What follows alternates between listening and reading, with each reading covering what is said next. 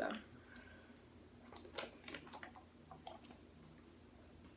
made this video a good 4 times. It's gonna have to be the last one. But hello guys. I am back from Africa. It was such a transformative, like, life-changing, spiritual, emotional experience that I am so thankful for. Ignore this background. I am moving. It's stressful, so just ignore it. It's like the government does poverty and institutional racism. No, I'm kidding, but not really. But yes, it was amazing. Shout out to Auntie Bev, who I still cannot call Auntie Bev, Dr. Booker. Sorry, I'm not cool, can't do it. She is an aunt, a teacher, a mentor, a translator, a confidant, like everything in one. Everything that you thought you didn't need in one. Guardian angel, like our ancestors did that when they brought her into this world. But yeah, she's just amazing. So without her, this trip would not happen, and without her, I don't think that I would be like spiritually and even like professionally in the place that I'm in now. So thank you, Auntie Bev. So some of the things that we did while we were there that I loved, the kids, loved them. We just really came together whenever we did our workshops. I did Managing Stress and Anxiety along with Candace, who is another student at Clark Atlanta. And the other girls did Black Girl Magic. There's computer technology, entrepreneurship, and just kind of all of us showcasing our gifts and how they're beneficial to your life and the kids' dreams and all of that. And then just being sponges and taking that all in, like, it was just so thankful for that. Also, the slave dungeons that were my favorite, not because of what happened there, but because my outlook just on life in general since leaving there. That was really eye-opening, along with like Cocoon Park, reading to the kids at the library. That was fun. Just being in Ghana, like being able to go down the street to a market with food that doesn't have any GMOs in it, like, thank you. Bananas are this big, literally, with these long things they're giving us here. But yeah, so those were the favorite things that we did. And the things that I learned, that I realized that, again, that America just withholds information. And like the USA's role in the overthrow of Kwame Nkrumah, which also the 1960s, during the civil rights movement, when Black people were beginning to be empowered, not only in America, but nationwide. So the diaspora was definitely realizing the power that we had. And of course, we were overthrown by the westernized world. So that, just the treatment of slaves on ships, I know it has been bad. I've also read The Coming. I've also read this, so I knew a little bit more, and then just reading in general, but seeing it being acted out, as well as being in the place that the gruesome acts happened, that is life-changing. Like, you know slavery is bad. Everyone should know slavery is bad. But being in the space that it happened, like, that is just, whew, it's very eerie. And you almost feel like the ancestors there. And I know that once again sounds crazy, but for real. Also, like, just little times that I was like, oh wow, I'm really in Africa. Like, they do not have like modern technology. They all have like cars from the 2000s and before.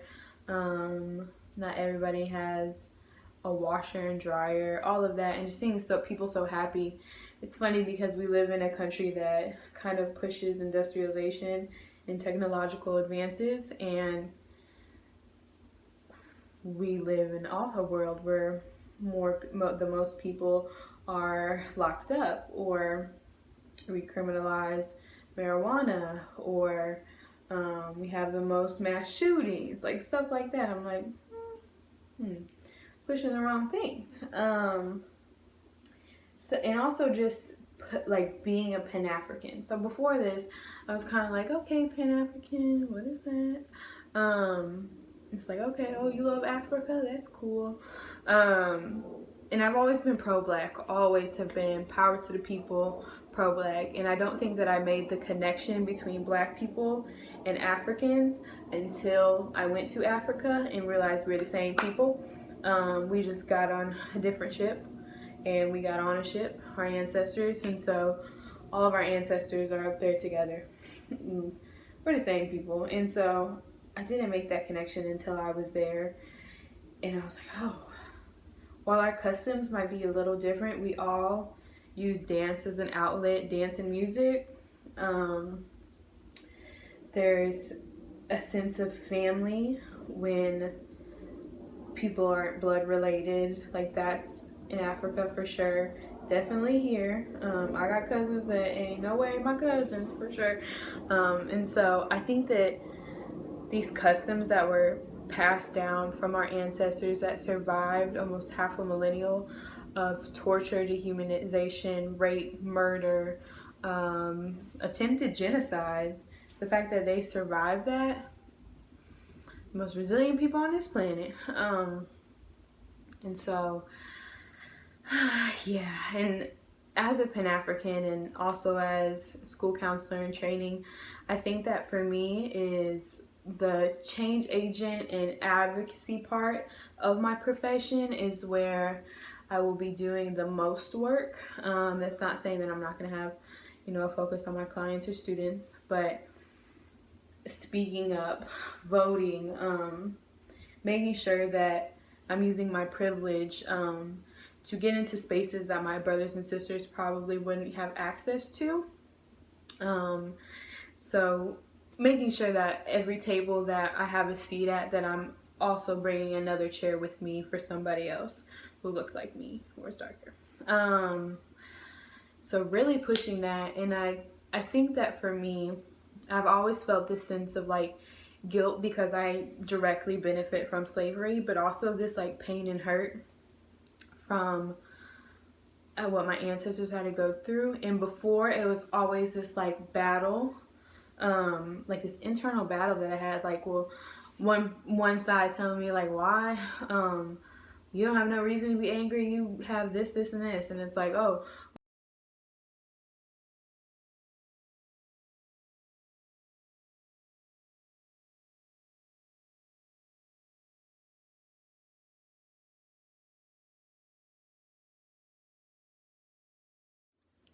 And so now that I'm back and I'm able to kind of like get over that internal conflict and know that this is for a reason, that I have these privileges for a reason.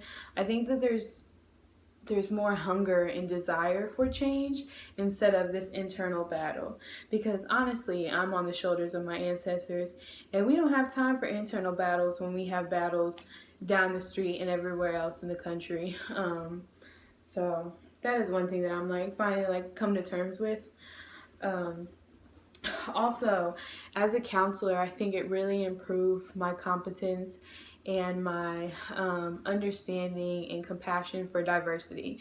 So while we were there, there's obviously language barriers, cultural barriers as well. And so being there just reminded me that like not all black people are black people from Atlanta or Houston or St. Louis, where I lived and where I know the most black people. And so just being cognizant of the kind of cultural barriers and also language that comes along with being raised in a different country. And so taking those head on and acknowledging them, but also being, open to, well, teach me. Like, what can I learn? So yeah, this trip was everything that I needed. And I don't think I realized it until I came back. And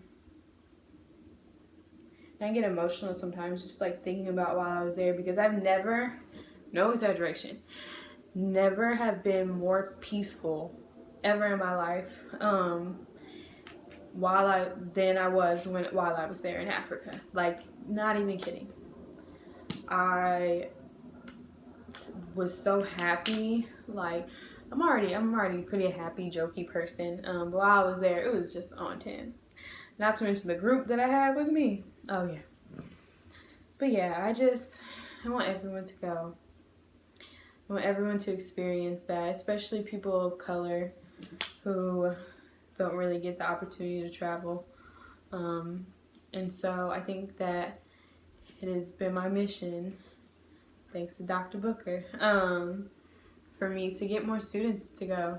Not even students, like just more people in the community. We deserve to know where we come from. You know, I don't want to read my history or my ancestors' history out of a history book. I want to experience it and I want to see it. And so I'm just very thankful, very, very thankful. And if you would like to go to weare3gc.org, I believe.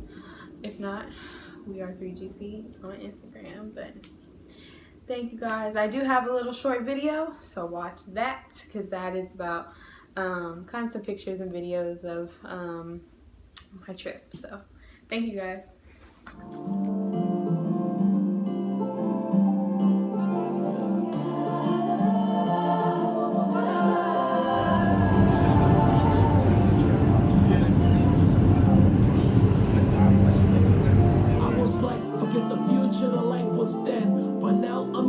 Wishing I learned then. When yesterday's friends became today's foes. Gonna kill for this ring, now I'm picky with the shows.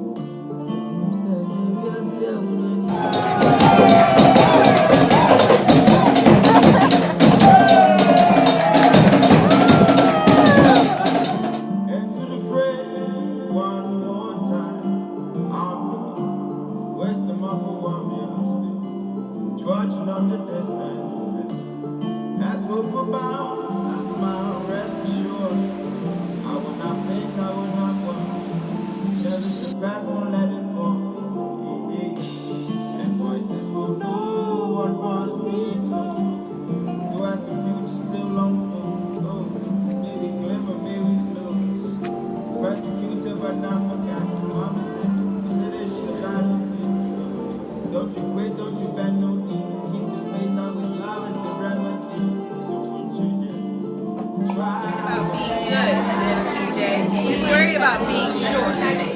It's true. I said, what if the coach makes up his mind about me before I even play? My father shook his head. A good coach will want to see.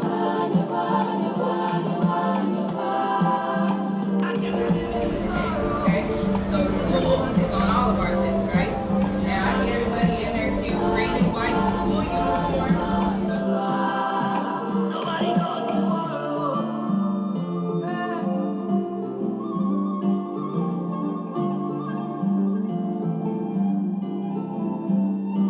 Everybody say hey!